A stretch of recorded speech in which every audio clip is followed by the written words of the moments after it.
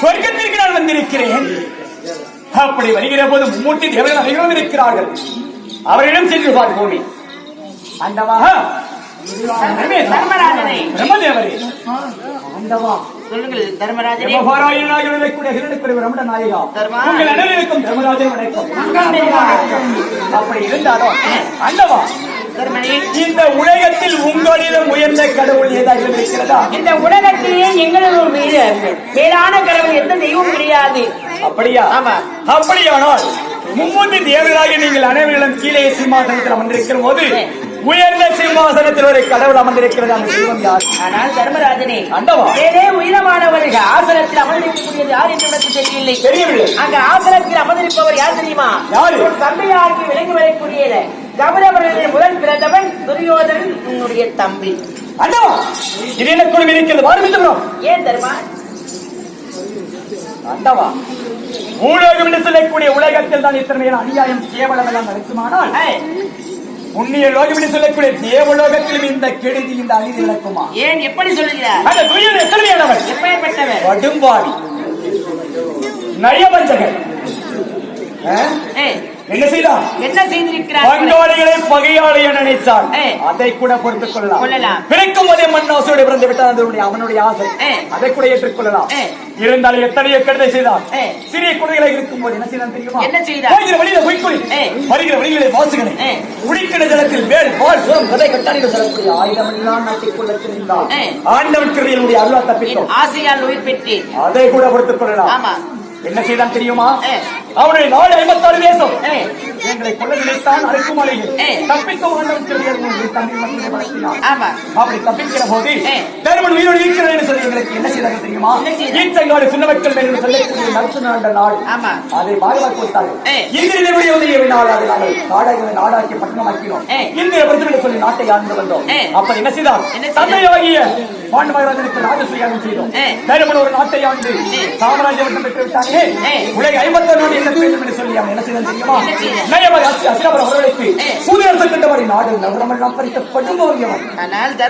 அதை கூட பொறுத்துக் கொள்ளலாம். எங்களை தான் அடிமைப்படுத்தி நானே இவர்கள் என்றாலும் ஐவருடைய பத்திரிகை பாட்சாலி அறிஞர்கள் என்ன செய்தான் தெரியுமா? பாட்சாலியாய அடிமை என்று நினைத்து 60,000 விதிகளில் கொந்தலை பிடித்து பாம்படித்து இழுத்து வருவதை போல தரதரவென்று இழுத்து வந்து ராஜர்கள் சொல்லும் சபதியில் 60ஆம் படியேற்றி வஸ்திரம் என்று சொல்லக்கூடிய ஆடைய கலை நினைத்தானே இந்த படுபாடு.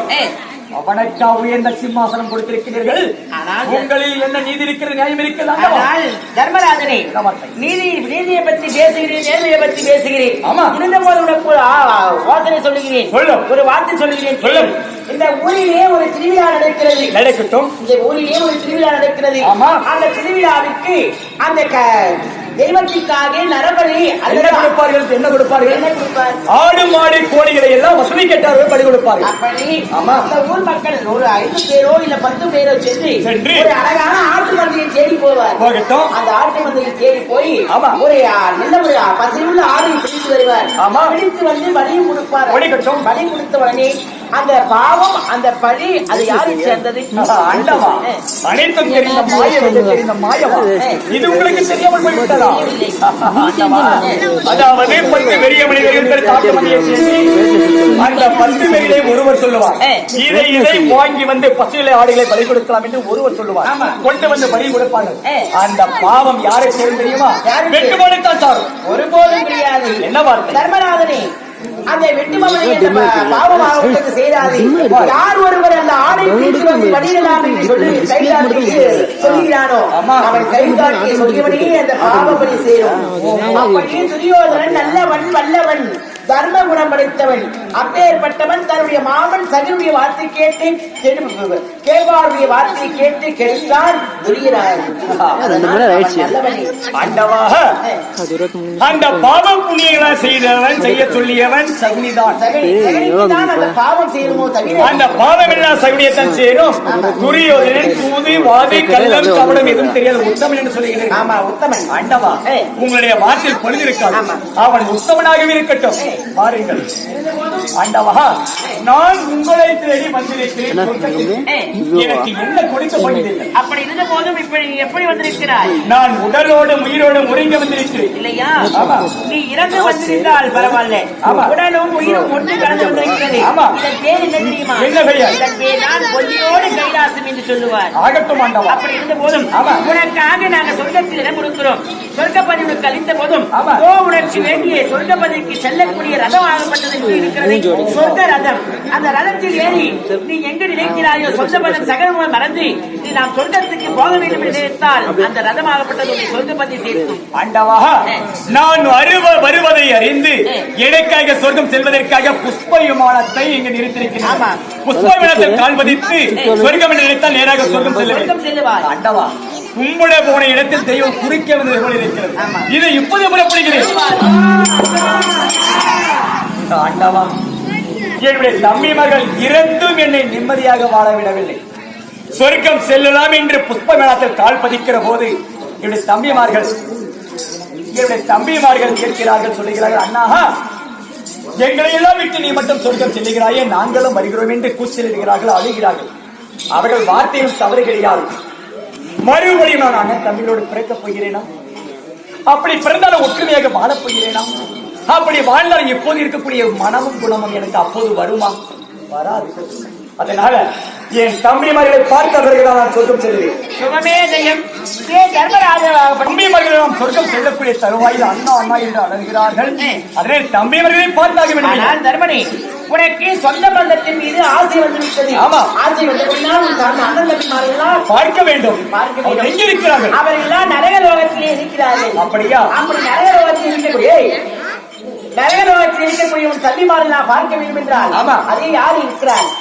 என் புதல்வன் ஆகியவர் என் புதல்வன் இருக்கிறான். என் புதல்வன் இழைத்து சென்றால் அவன் அழைத்து போவான். இருவர்கள் யார் வருகின்றீர்கள்? ஆனால் தர்மராஜன் வழியிலுக்கும் கர்த்தாவே, இதுதான் நரகலோகம். நரகலோகமா? இதோ என் தம்பிகள் இங்கே இருக்கிறார்கள். அனைவரும் இங்கே இருக்கிறார்கள். கர்த்தாவே, என்னுடைய தம்பி மகள் பேசக்கூடிய குரலோசைதான் காதிற்கு ஒலிக்கிறதை தவிர அவருடைய உருவின் கதிர்க்கு தெரியவில்லையே, நான் என்ன செய்வேன்? இதை பார்க்க வேண்டும். ஆமா, உனக்கு ஆவலாக இருக்கிறது. இவர்களை பார்க்க வேண்டுமானால் உன் மூதாதி ஆகிய ஹரிச்சந்திரன் சொர்க்கவாசலுக்கு தளபதியாக இருக்கிறார். அவரை பார்த்தால் இவர்களை நேராக பார்க்கலாம். அண்டவா, ஹரிச்சந்திரனை கண்ணால் பார்த்தால் தம்பிகளை நேரடியாக பார்க்கலாமா? அப்படியானால் அலையாத வீட்டிற்கு நுழையக்கூடாது. அழைப்பு இல்லாமல் நான் இங்கே செல்லக்கூடாது, இல்லையா? தர்மராஜன் வந்திருக்கிறார் என்று ஹரிச்சந்திரனிடம் சொல்லுங்கள்.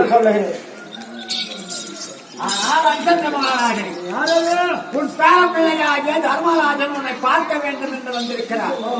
இதோ அவர் வந்திருக்கிறார், பேசிக்கொள். சொல்லுங்கள். தர்மராஜன், அந்த மகத்திரம் உனக்கு உண்டு, சென்று பார். ஆகட்டும் ஐயா. சூரிய குலத்தை வேண்டு சந்திர குலத்தோன் ஐயா தர்மராஜன் வணக்கம். என்னுடைய தம்பிமார்கள் நரகத்தில் இருக்கிறார் என்று ஆண்டவர் சொன்னார். பார்க்கலாம் என்று சொல்லி செல்லுகிற போது பேசக்கூடிய குரலாசை நான் காதுக்கு கேட்டது. அவர்களை பார்க்க வேண்டும் என்ன செய்து என்று கேட்டேன். உங்களை பார்த்தால் அவர்களை பார்க்கலாம் என்று சொன்னார்கள். அதனால் தங்களை காணவே நான் வந்திருக்கிறேன் ஐயா. ஹரிச்சந்திரரை என்னுடைய முழு உலகத்தை காட்ட இயலாது. அப்படியா? ஆமா, என்னுடைய கால் கட்டவர்களை காட்டுகின்றேன். இதை பார்த்துக்கொள். அப்படியா? எல்லோரும் சாமி கும்பிட போறோம். சாமியை முன்னாடி கும்பிட்ட என்ன பின்னாடி கும்பிட்ட என்ன கிடைக்கிற. வணக்கம் நண்பர்களே, தெருக்கூத்து வீடியோக்களை தொடர்ந்து பார்க்க மாங்கரை பஞ்சாயத்து யூடியூப் சேனலை சப்ஸ்கிரைப் பண்ணுங்க. பக்கம் இருக்கிற பெல் பட்டனை கிளிக் பண்ணுங்க. நன்றி.